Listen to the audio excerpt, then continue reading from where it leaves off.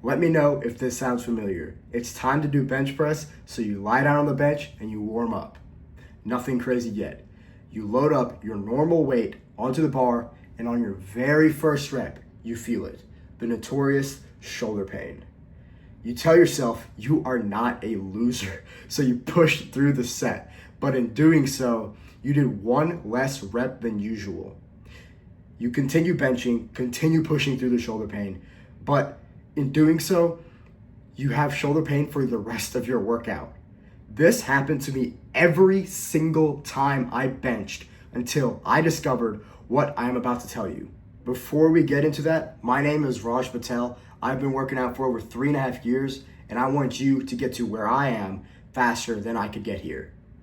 Shoulder pain is something that haunts every single lifter. I have yet to meet one guy who has not complained about shoulder pain. One of the main causes for shoulder pain is lack of shoulder stability. If your shoulders are not stable, if your stabilizers aren't doing their job good enough, or they are not prepared to do their job good enough, as you do reps, your shoulder tends to wobble. And when it wobbles, it starts to wear down the tendons in your area, creating your shoulder pain. How do you fix this? Strengthen the stabilizing muscles. There are 4 different types of presses you can do. The first one is Smith machine press. Smith machine is great for a lot of things, but it is not great for strengthening stabilizing muscles. On a Smith machine, you are locked in one path.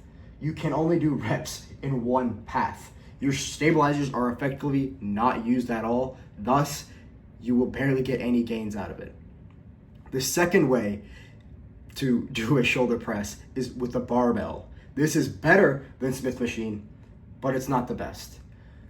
With the barbell, your shoulders work together to move the bar. Yes, you wobble this way, front and back, you can wobble like this, but they work together and not independently of each other, so it's a little easier than what the next one is. The third method is dumbbell press. Amazing for stability. Your shoulders have to work independently of one another, thus creating a lot of gains for your shoulder stabilizers. But it is not the best one yet. The fourth way is kettlebell press. You want bulletproof shoulders? This is what you need to do. I have a dumbbell, but not a kettlebell, so I hope you can bear with me. This is how you do inverted kettlebell press. You take whatever arm you're pushing with, put that same foot forward, that leg up. I like to do this kneeling down. You can do this in a chair, but I think kneeling down requires a little more stability, so maybe more gains. No, more gains, so you do it kneeling down. Pretend this is the weight of the kettlebell and this is the handle. So you're holding the kettlebell like this, here's the weight. You take the handle and then you flip it upside down, where the weight is up here and the handle is down here in your palm of your hand. And then you press. Even with a dumbbell, I'm feeling lack of stability. You can see my arm shaking around trying to stabilize it. Because the center of gravity of the kettlebell is up here and not within the palm of your hand, your stabilizers have to work very hard to keep the kettlebell upright, even this dumbbell upright. That is the reason this is going to light up your shoulder stabilizers. So again, this is how you do it. Whatever side you're pressing with, put that same foot forward, invert the kettlebell, and then press. I like to press at a 45-degree angle. Out here, not bad. Out here, not bad.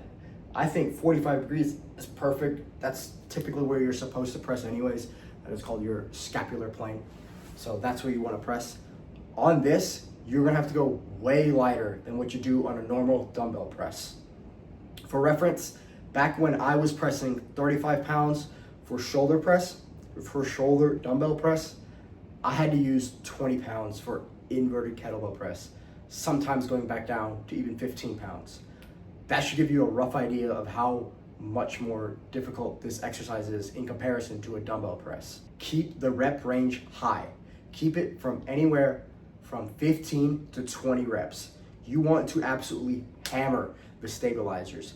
Right now, I'm even feeling like slight discomfort in my stabilizers because I just did like 4 reps of 10 pounds of an inverted dumbbell press, not even inverted kettlebell press. This is going to really destroy your shoulders, but you're not going to get that much like actual shoulder gain. You're not going to get that much lateral head of the shoulder gain or front head of the shoulder gain initially.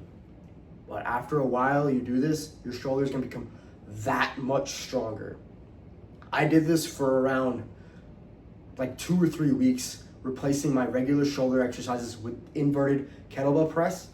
I did this for 2 or 3 weeks and all of my shoulder pain is gone. I have not had shoulder pain on bench press ever since I did that like 2 years ago. You're gonna have stronger shoulders because of this. Get up and get after it.